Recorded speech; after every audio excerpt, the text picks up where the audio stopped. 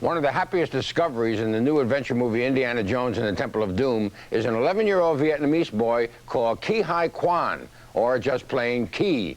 I began today's exclusive interview with director Steven Spielberg by asking what he was like and how he discovered Key. Plenty of hamburgers. Give them whatever they want. Beg them. Get on your knees. Don't be proud. Just anything to get the child out of himself. It's easier, actually, for me with kids, I think, than adults, because children don't censor. They have a way of just presenting the truth and the facts from what they haven't learned. But isn't part of the secret also the way you write the role for the child? Henry Thomas was a real kid, and it seems to me that this young boy in Indiana Jones is also written as a real kid. Yeah, he's a real kid. He's sort of Shanghai's version of the Artful Dodger. And he just had Key brought himself to the part. I mean, I found him in Chinatown, living among 1,000 other young Oriental boys who came to meet us about getting the role. And Key had never acted before in his life. He was just a 11-year-old child who's saw a little ad in the paper and decided to, to come see us.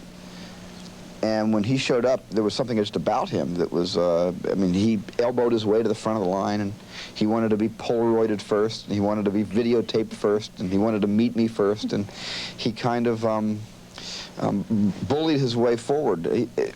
I love that. I mean, he stood out. He called attention to himself.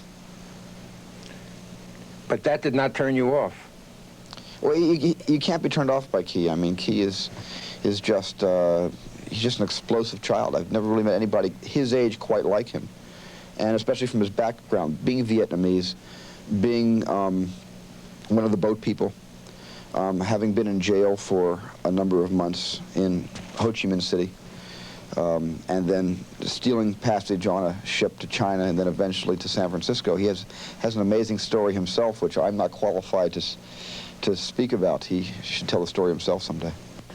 The country that those of us used to call Ceylon is now Sri Lanka, and you shot a lot of the movie there. What was it like to shoot the movie there? It was great. Sri Lanka, the people there are wonderful. It's interesting to get up in the morning and you're going to work and there's monkeys in the tree and they're throwing coconuts at the crew down below, and there's elephants walking through your set when you least want them, and strange insects and strange animals. And there is one extraordinary chase at the end of this movie in a mine with mining cars and all heck breaking loose, as they say in the GP movie. How long did it take to shoot that sequence?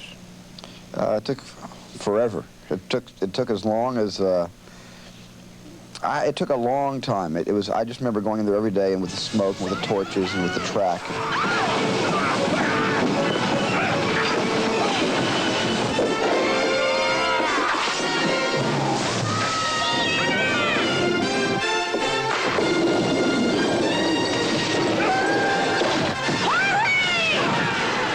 The camera was motorized to follow along with the mine train, so I was on the camera going as fast as the actors were, who were safety harnessed, but you couldn't see it because it was below the camera, into their positions, and it was quite an exciting couple of weeks. You are not ashamed to make a movie that the vast public enjoys. Yeah, I'm not ashamed to make a movie that people go to and enjoy and go to a second time. I mean, that's the thrill, is when they see it a second time. That's the highest compliment. You make very big movies. Jaws was the biggest moneymaker in history up to its time. You made E.T., you made Close Encounters, you made Raiders of the Lost Ark. These are big movies. You ever think that maybe you'd take $1 million and make a little movie? I'd love to make a small movie if I found a story that I really felt passionate towards. E.T. was my small movie. I mean, I never meant E.T. to go out and do what it did and become where it is now. I never intended that to happen. E.T. for me was a picture that was very personal. It was a relationship, albeit an unusual relationship between man and creature, and I thought that was as personal as I was allowing myself to get during that period of my life. You were surprised by the success of E.T.? I was flabbergasted by the success of E.T. because I made the picture really very selfishly for me. And I expected the picture to do well because I thought the story was a good one, but I never thought anything like what happened would ever happen. The public must assume that you have more money than you can possibly use now. What motivates you to keep working? Well, I wasn't in it. I was never in it for the money. I guess there's a standard. I guess it'd be a little cynical, you know, to say that there's sort of a standard American, a pure American assumption that if you have money, you should quit working because isn't that the end?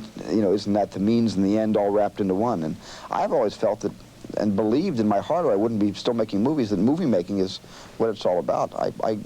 This is what keeps me active and functioning as a person. Is just I love making pictures so much. One of the most gifted and likable men you will ever meet, Steven Spielberg. Tomorrow morning, Jim Brown talks to Indiana Jones himself, Harrison Ford. And in just a minute, Brian Gumbel in an exclusive interview with the President of Mexico after these messages.